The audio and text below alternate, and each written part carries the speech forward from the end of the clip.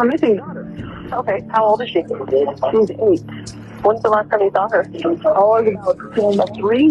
She told me she was going over to this one girl to play, and she hasn't been home. And I went looking all over.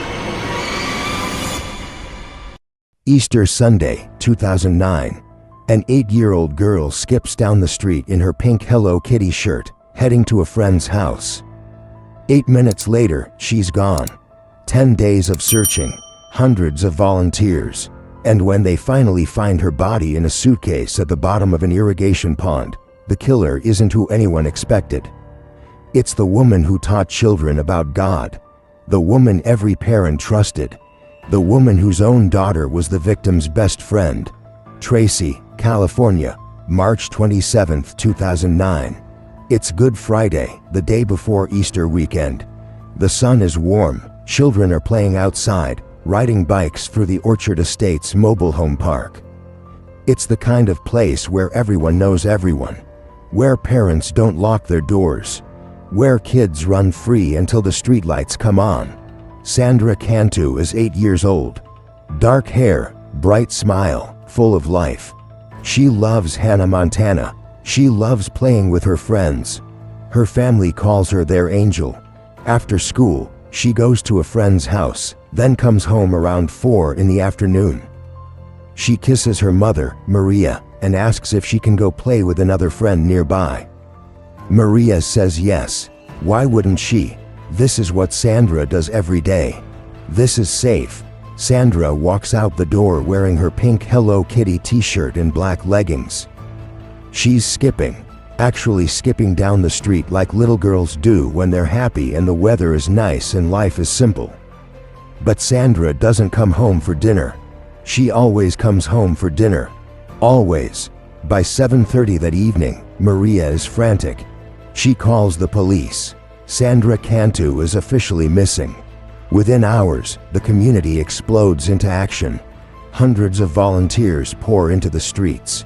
Tracy police, firefighters, FBI agents, highway patrol, sheriff's departments from 2 counties, everyone is searching. They bring helicopters and search dogs. They comb through every inch of the mobile home park, the surrounding fields, drainage ditches, abandoned buildings. The FBI offers a $22,000 reward. Flyers with Sandra's smiling face are everywhere.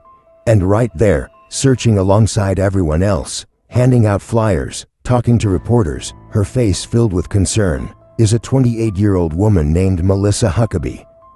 She lives just 5 doors down from Sandra's family. She's the granddaughter of the local Baptist church pastor. She teaches Sunday school every week. And her 5-year-old daughter? She's Sandra's best friend. They play together almost every day. They're inseparable. Melissa appears on the local news. She talks about how worried everyone is, how much they all love Sandra, how desperately they want her home safe. She seems like every other concerned neighbor, every other heartbroken member of the community who can't imagine anything happening to this little girl. But behind that concerned face, behind those tears, behind those prayers, is a secret so dark, so unthinkable, that when the truth finally comes out, it will shatter an entire town. Because Melissa Huckaby knows exactly where Sandra Cantu is, and she's known from the very beginning. 10 days pass, 10 agonizing, hope-draining days. The volunteers never stop searching. Sandra's family holds vigils. They pled on television for anyone with information to come forward. The media coverage is massive. Everyone in California knows about Sandra Cantu. Everyone is praying for a miracle. The community refuses to give up. They search in the rain. They search through the night. They search until their feet bleed and their voices go hoarse from calling Sandra's name. April 6, 2009. Farm workers are draining an irrigation pond on Whitehall Road, just a few miles from Orchard Estates. It's routine maintenance, nothing special, but as the water level drops, they see something. A suitcase, dark-colored, sitting at the bottom of the murky water. The workers know about the missing girl. Everyone knows. Their hearts sink. They know what this might mean. They call the authorities immediately. When police arrive and pull that suitcase from the water, when they unzip it and look inside, the nightmare becomes real. Sandra Cantu's body is inside, curled up, lifeless. The little girl who loved to skip, who loved Hannah Montana, who was supposed to grow up and go to college and fall in love and have a life, she's gone. The autopsy reveals she died from asphyxiation. A piece of cloth was used. But there's something else, something that makes this even more sinister. Sandra had been drugged. Traces of alprazolam, an anti-anxiety medication, are found in her system. Someone gave her drugs without her knowledge. Someone sedated her before they killed her. The community is devastated. The hope they'd been clinging to for 10 days evaporates in an instant. Parents hold their children tighter. The realization that Sandra didn't run away, that she didn't get lost, that someone took her life intentionally, it's unbearable. Grief blankets the entire city. But the horror is just beginning. Because investigators are about to discover something that will shake Tracy, California to its absolute core. Police had collected surveillance footage from cameras around Orchard Estates. They review it frame by frame. And there she is, Sandra, skipping past her family's home. You can see her little pink shirt, her carefree movements. She looks so happy, so innocent, so alive. Then something catches her attention. She suddenly looks toward the direction where Melissa Huckaby lives. She walks out of the camera's view. 8 minutes later, just 8 minutes, Melissa's black SUV is captured on camera driving away from the park, turning in the direction of Clover Road Baptist Church. 8 minutes. That's all it took for Sandra Cantu to disappear. The timing is precise. The timing is damning. The timing is suspicious. But there's more. Remember that suitcase Sandra's body was found in? Investigators trace it. It's an Eddie Bauer brand. And it belongs to Melissa Huckaby. In fact, Melissa had called the mobile home park manager to report that her suitcase had been stolen from the front of her trailer on the very same day Sandra disappeared. She reported it stolen within hours of Sandra going missing. Let that sink in.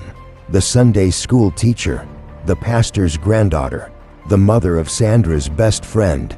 She reported her suitcase stolen on the same day an 8-year-old girl vanished. And 10 days later, that same suitcase is pulled from an irrigation pond with Sandra's body inside. The coincidence is too perfect, too convenient, too calculated. But wait, there's more. Because Melissa didn't just report her suitcase stolen. She inserted herself even deeper into the investigation.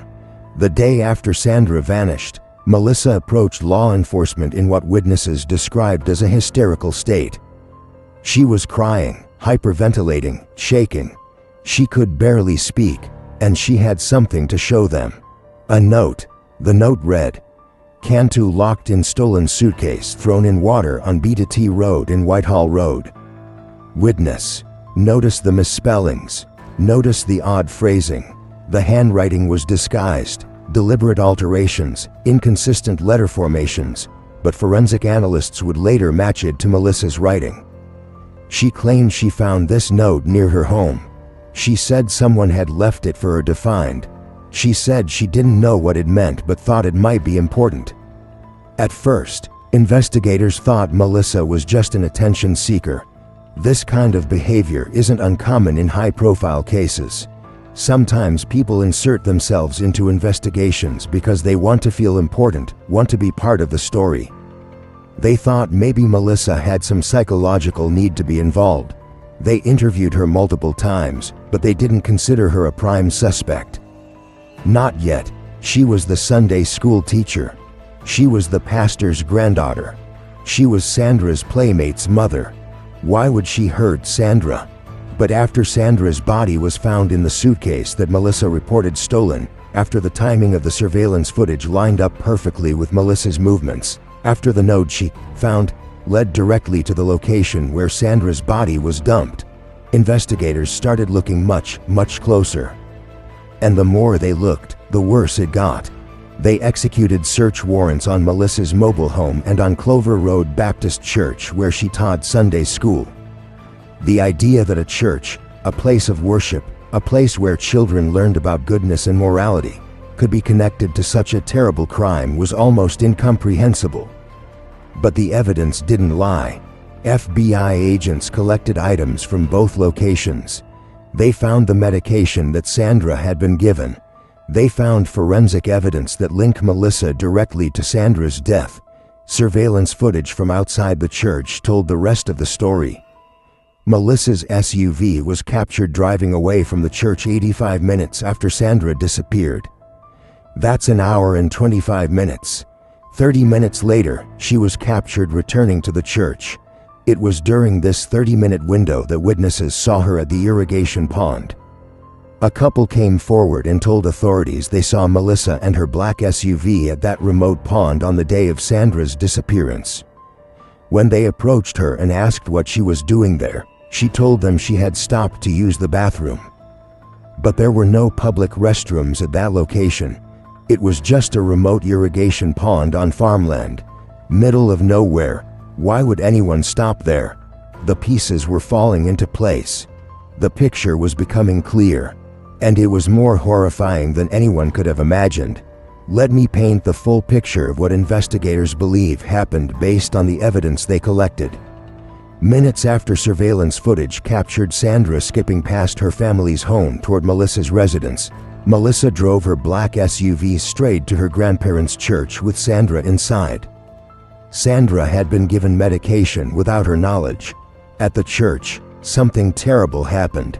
The details of what occurred there are part of sealed court records, done to protect Sandra's dignity and her family's privacy. But what we know is this: Sandra died at that church. She was then placed in Melissa's suitcase and driven to the irrigation pond where it was thrown into the water. Melissa then returned to the mobile home park and began her performance of being a concerned neighbor helping with the search. On April 10, 2009, 4 days after Sandra's body was found, Melissa Huckaby was arrested and charged with murder. Tracy Police Sergeant Tony Sheenman told reporters he didn't know the motive for the killing. He said Melissa had been questioned and was first calm and collected, then became very emotional, then was calm again, and then became resigned to what was happening. Her demeanor kept changing. She was hard to read. She was performing, always performing. But then the other charges came. Charges involving a 7-year-old girl and a 37-year-old man. That's right, this wasn't Melissa's first time drugging people. This wasn't her first time crossing dangerous lines. In January 2009, just a few months before Sandra's murder, police had been called to the mobile home park after a 7-year-old girl's mother reported her missing. Police discovered that the girl was at a park with Melissa Huckaby. Melissa said she had permission to take the girl. The girl's family said they never gave permission. They never said Melissa could take their daughter anywhere. About 5 hours after the girl was returned to her family, they discovered something horrifying.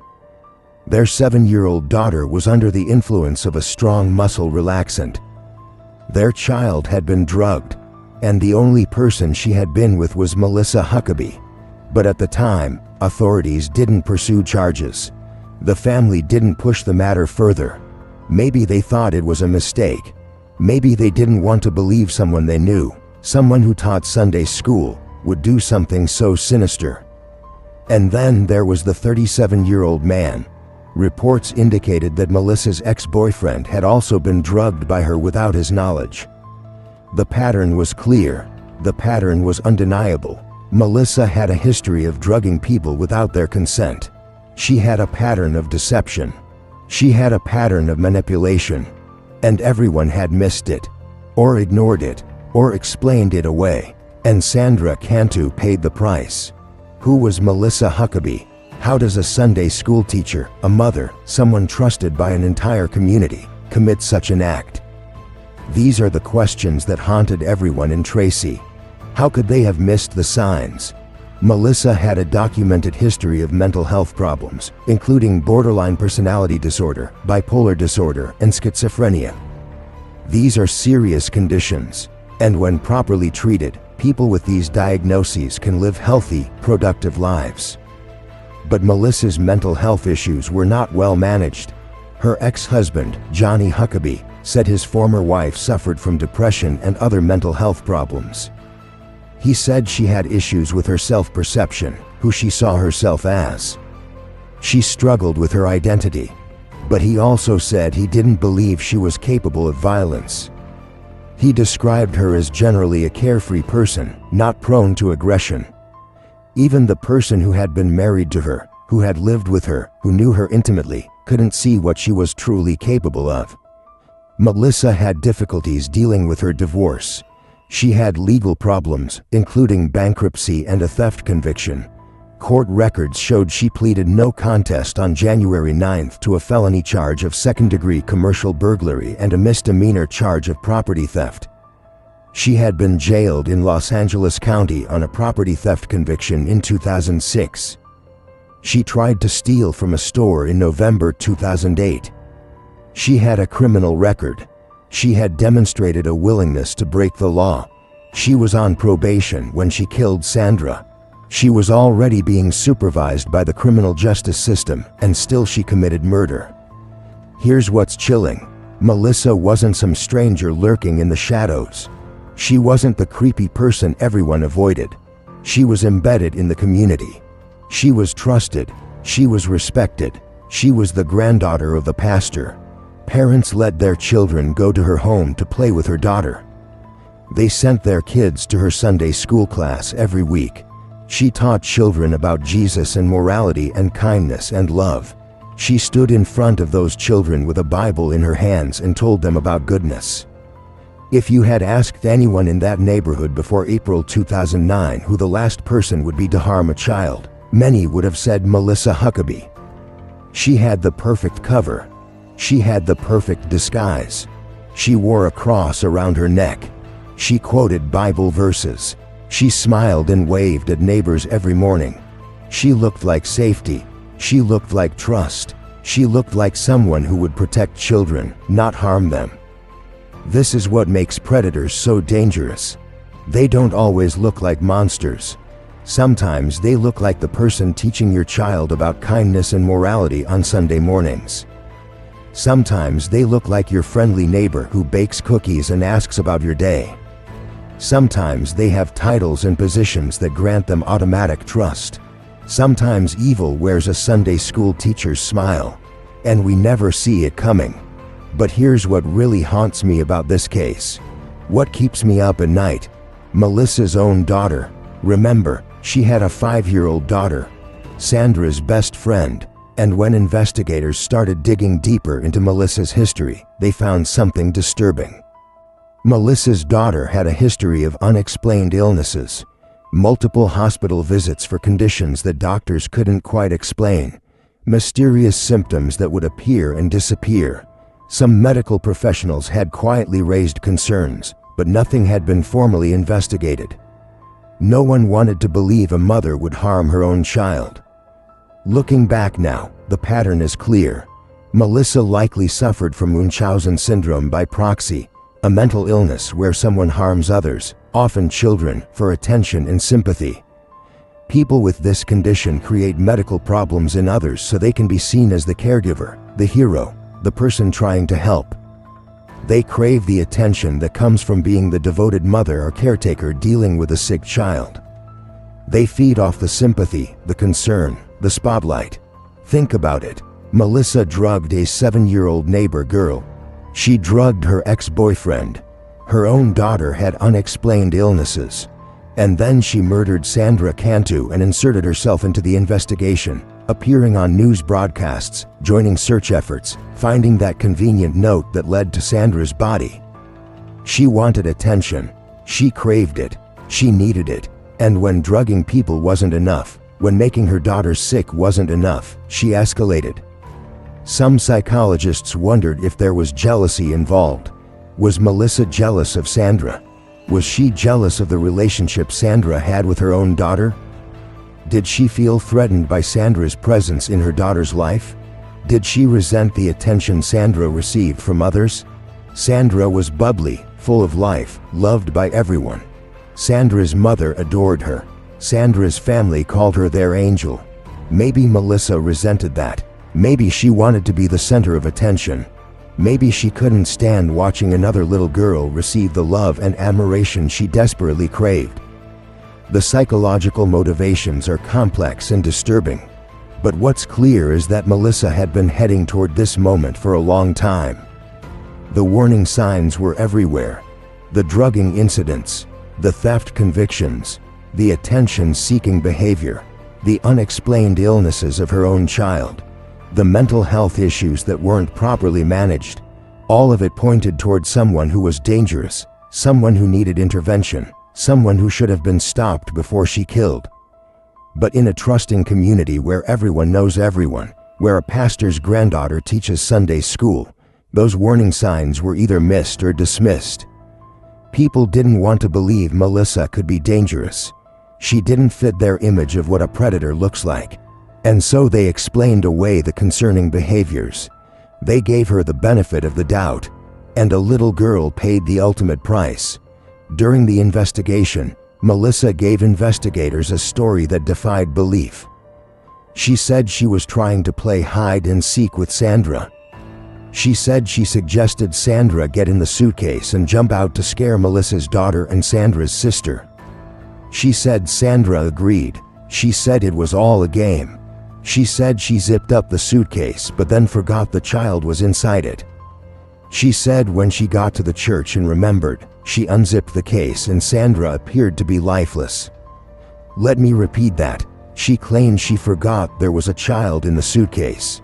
She forgot, like you might forget your keys or your phone. She forgot there was a living, breathing 8-year-old girl zipped inside a suitcase. Melissa said she tried to do CPR. She said she took a small towel, wet it, and placed it on Sandra's forehead to cool her off. She said she freaked out and didn't know what to do. Her head was spinning out of control, and she was not thinking straight. She said she panicked and decided to take the suitcase to the pond and dispose of it. She wanted investigators to believe this was all a terrible accident, a tragic game of hide and seek gone wrong, an honest mistake made by a panicked woman who didn't know what to do. But the forensic evidence completely contradicted her story. The evidence showed Sandra had been drugged with medication.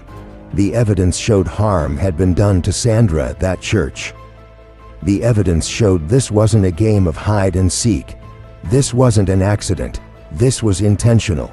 This was planned. This was murder. The medication in Sandra's system didn't get there by accident. 8-year-olds don't voluntarily take anti-anxiety medication. Someone gave it to her. Someone sedated her. The location of the church, the timing of the surveillance footage, the disposal of the body in a remote irrigation pond, the fake note Melissa wrote and found to lead police to the location, all of it pointed to premeditation. All of it pointed to someone who knew exactly what they were doing. Melissa's story made no sense, and the physical evidence proved she was lying. Initially, Melissa pleaded not guilty. She faced the death penalty. California still had capital punishment in 2010, and this was exactly the type of case that prosecutors would seek the ultimate penalty for: the murder of a child by a trusted community member. A child killed by someone who was supposed to protect children. But in May 2010, Melissa suddenly changed her plea. She pleaded guilty to first-degree murder and kidnapping of Sandra in order to avoid the death penalty. By accepting a plea deal, she avoided a trial. She avoided having to face Sandra's family in court for weeks or months. She avoided the public scrutiny of testimony and evidence being presented in detail. She avoided the possibility of being sentenced to death. The charges related to the other drugging incidents were dropped as part of the agreement. Melissa Huckaby was sentenced to life imprisonment without possibility of parole. She would never walk free again. She would spend the rest of her life behind bars. At her sentencing on June 14, 2010, Melissa addressed the court. She spoke to Sandra's mother. She said, "I still cannot understand why I did what I did. This is a question I will struggle with for the rest of my life." She apologized. She trembled and cried. Wads of used tissues gathered on the table in front of her. She said she was sorry. She said she wished she could take it back. She said she knew there was nothing she could say or do to make things right. Some people in the courtroom believed her tears were genuine. Others saw them as just another manipulation, just another performance from a woman who had been performing her entire life. The woman who appeared on news broadcasts looking concerned. The woman who joined search efforts while knowing exactly where Sandra was. The woman who wrote a fake note and pretended to find it. The woman who taught children about honesty and morality while living a lie. But here's what Prosecutor Thomas Testa said after the hearing, and I want you to really listen to this. "It's hard for me to believe that Sandra Cantu did not suffer. Despite Melissa's claims in court that Sandra didn't suffer, that it was quick, that it was an accident, the evidence told a different story." The prosecutor knew what the evidence showed. He knew what had happened to Sandra, and he wanted the world to know that Sandra's final moments were not peaceful. They were not quick. They were not painless. Sandra was a victim of a calculated and cruel act. Sandra's family gave victim impact statements that brought the entire courtroom to tears. Sandra's father, Daniel Cantu, broke down as he addressed Melissa Huckaby. "She changed the lives of a lot of people.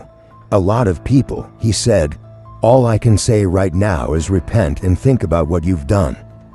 His voice cracked with emotion. You could hear the pain, the anger, the grief, the disbelief, all mixed together. The raw agony of a father who lost his little girl. Sandra's aunt, Angie Chavez, told the judge that Melissa robbed her family of the ability to see Sandra grow up, go to college, fall in love, get married, and have children. "No amount of explanation can make any sense of what she did or why she did it," Angie Chavez said. "The only solace we have as a family is to know that she will never do this again." They spoke about Sandra's personality, her dreams, her smile, everything they had lost. They spoke about the hole in their family that could never be filled. Even Melissa's own mother tried to express remorse. Judy Lawless, Melissa's mother and the pastor's daughter, addressed Sandra's mother in court and said, "If I could give you justice, the justice you deserve, that would be for you to have your baby girl in your arms right now." From mother to mother, "I'm sorry." Judy Lawless was caught in an impossible situation. Her daughter had committed an unforgivable crime. She had to live with the shame and guilt of being Melissa's mother, even though she had done nothing wrong herself. She had to live with the knowledge that her daughter murdered an innocent child. She had to live with the community's anger and the family's grief. She had to live knowing her granddaughter grew up without a mother because that mother was a killer. The murder of Sandra Cantu left permanent scars on Tracy, California. More than 4,500 people turned out for a memorial service at West High School. The gymnasium was packed. People stood in the aisles. They sat on the floor. Television news crews surrounded the mausoleum to cover her funeral. The case made national headlines. Everyone wanted to understand how something so tragic could happen in such a close-knit community. How could a Sunday school teacher kill a child? News programs discussed the case for weeks.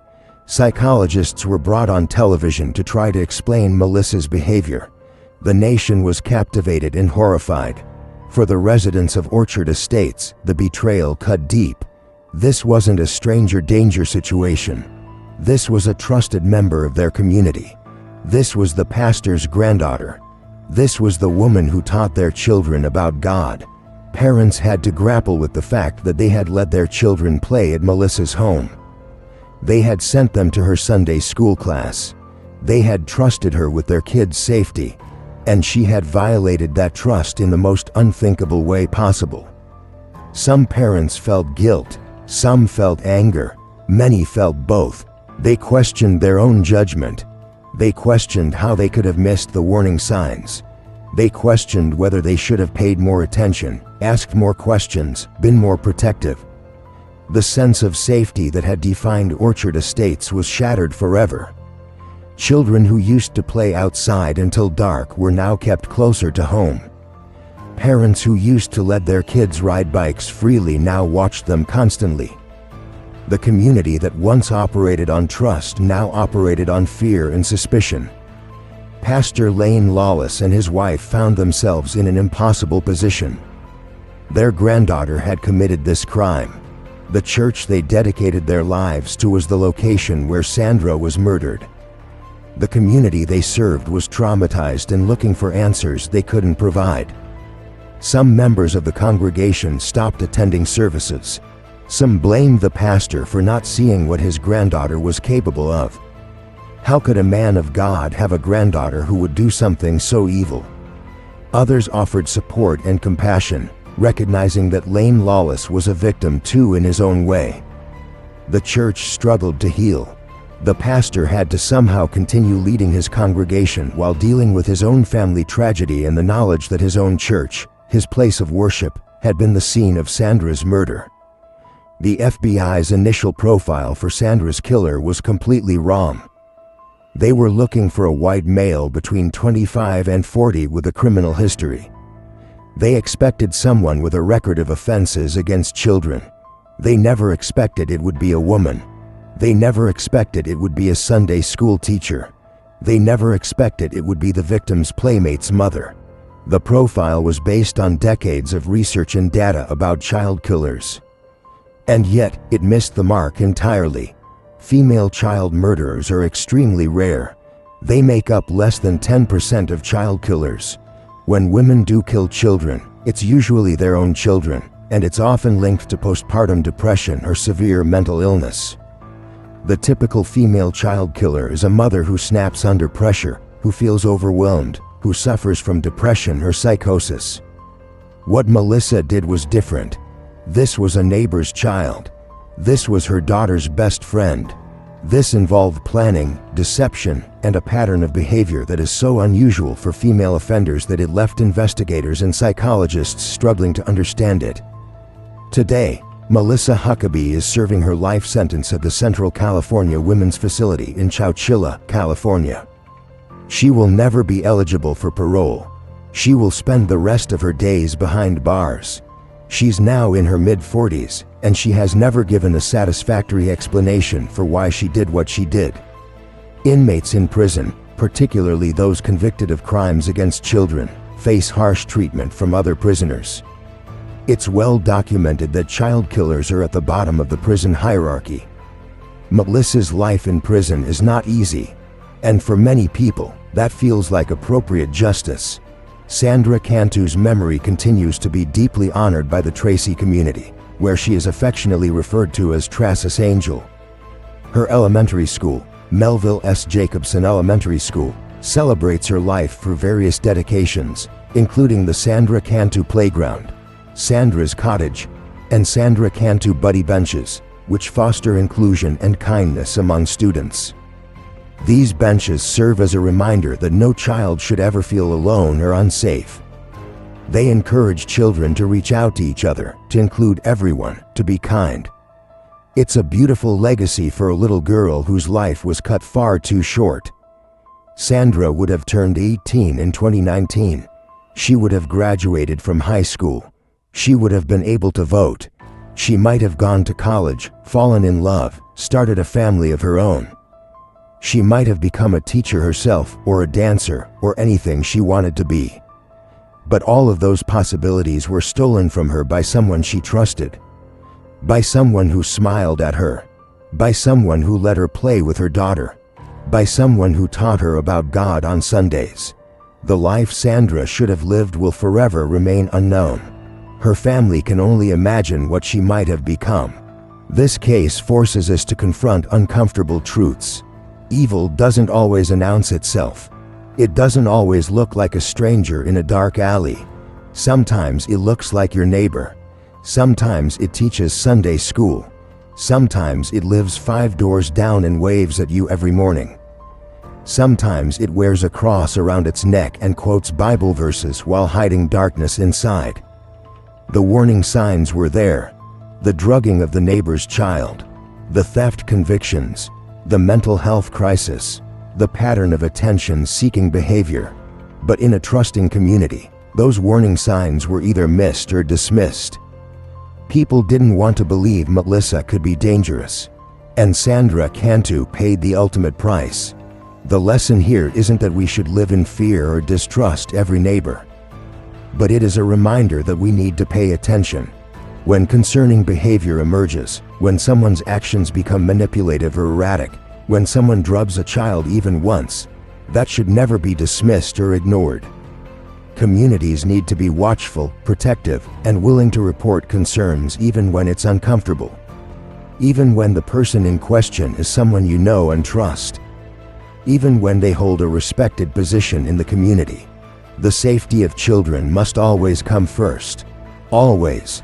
Sandra Cantu was an innocent 8-year-old girl who just wanted to play with her friends. She deserved to grow up. She deserved to have a future. She deserved to be safe in her own neighborhood. She deserved to be protected by the adults around her. She deserved to trust the Sunday school teacher who taught her about goodness and kindness.